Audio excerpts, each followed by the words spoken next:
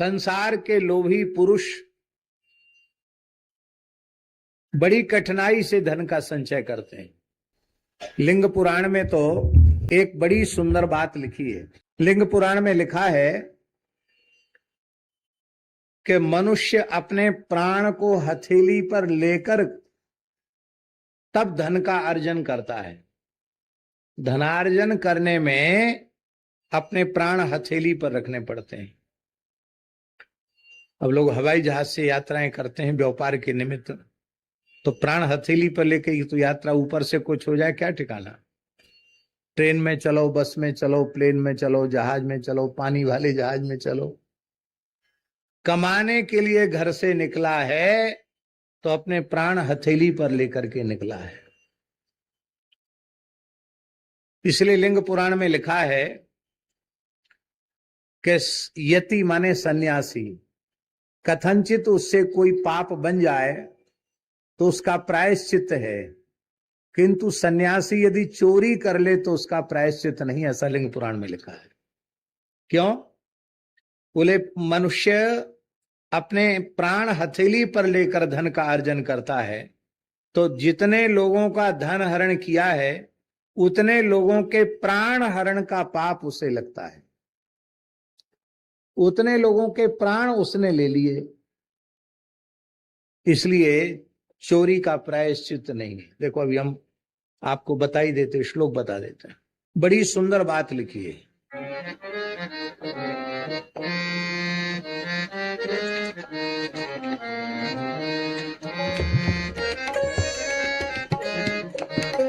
लिंग पुराण अध्याय 90 श्लोक संख्या 13। यदेतद् द्रविणम नाम प्राणा ह्येते बहिश्चरा सतस्य हरते प्राणान यो यस्य हरते धनम। स्पष्ट लिखा है। यदेतद् द्रविणम नाम, जिसको लोग धन कहते हैं, ये मनुष्य के बाह्य प्राण हैं। इसलिए जो इस धन का हरण करता है वह उसके प्राणों का ही हरण करता है। तो जितने लोगों का धन हरण करेगा उतने लोगों के प्राण हरण का पाप उसको लगेगा।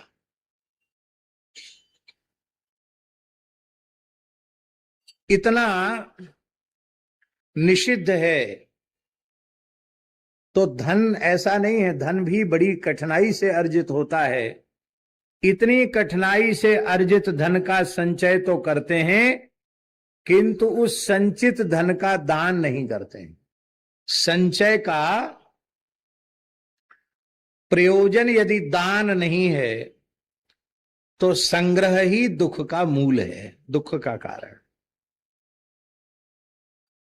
इसी को पूज्य स्वामी श्री शरणानंद जी महाराज, मानव सेवा संघ वाले स्वामी जी, कहते थे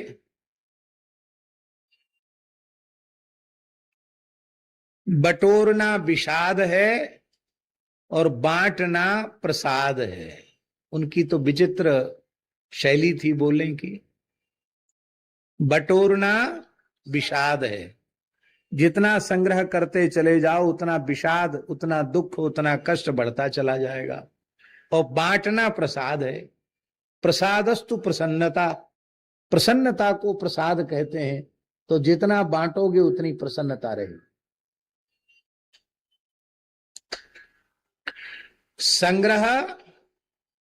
संग्रह के लिए नहीं होना चाहिए, संग्रह त्याग के लिए होना चाहिए, संग्रह दान के लिए होना चाहिए।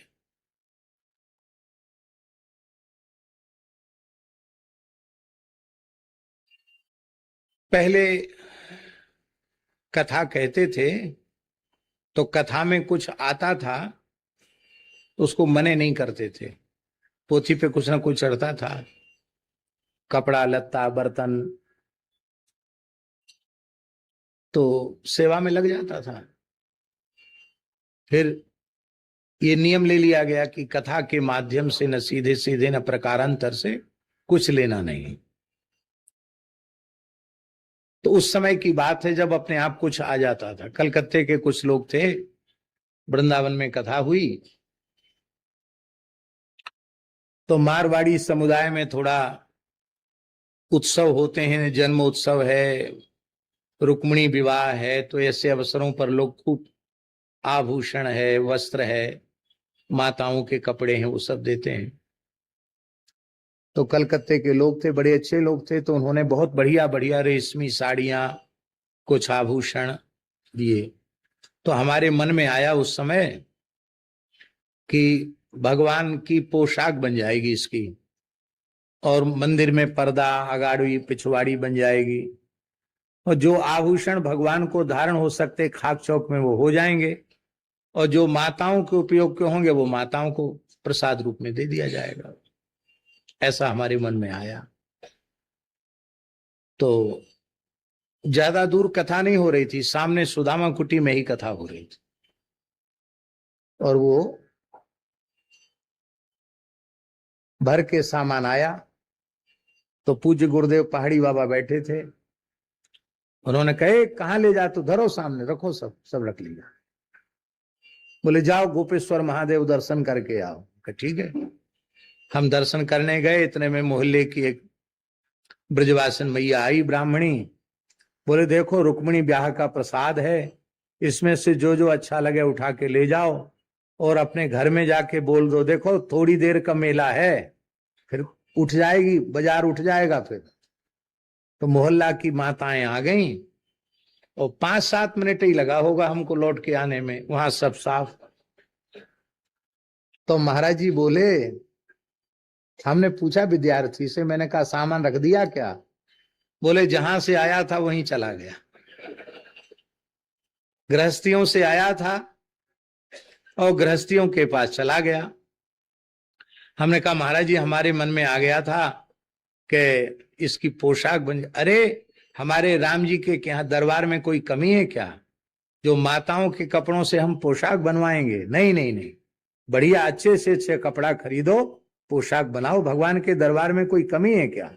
देखो संग्रह दुख का कारण है, तुम्हारा भार भी हमने उतार दिया और अपना भार भी उतार दिया। महाराज जी बोले दोनों का भार उतार दिया, और जिसने दिया था उसका भार भी उतार दिया।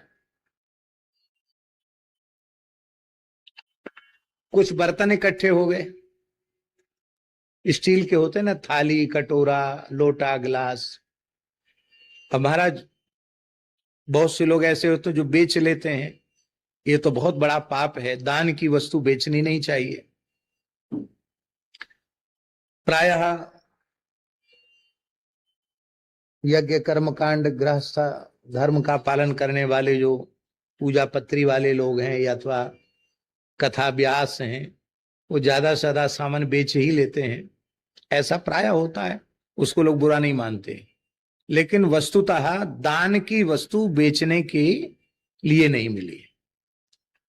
इस दृष्टि से 8-10 बोरा बर्तन इकट्ठा हो गया था।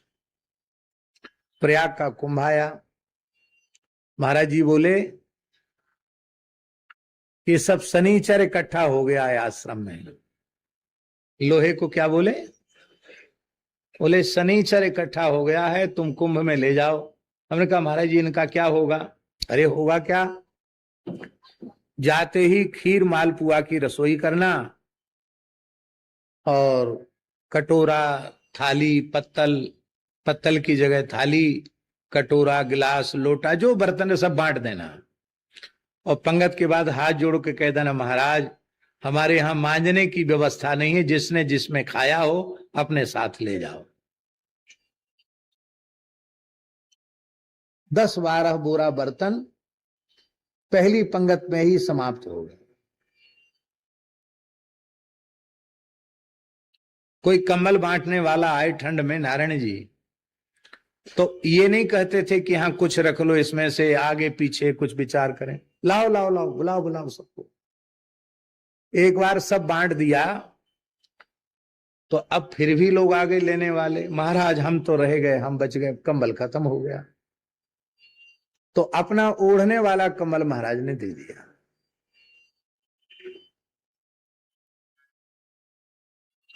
हमसे बोले श्रीमान जी ठंड का समय है, रात को क्या होगा, हमने तो अपना कंबल भी दे दिया।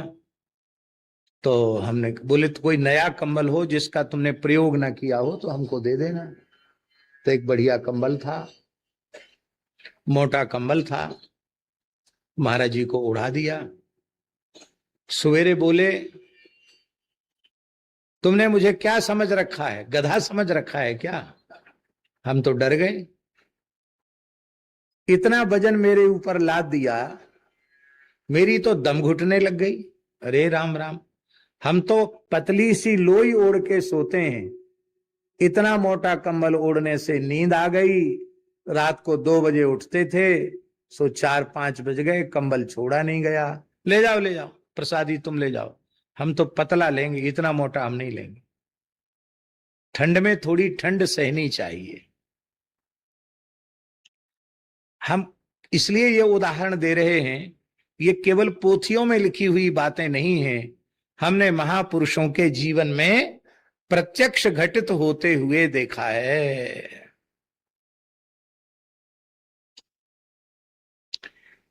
इसलिए संग्रह का उत्तम उपयोग दान ही है। माई मेरे श्याम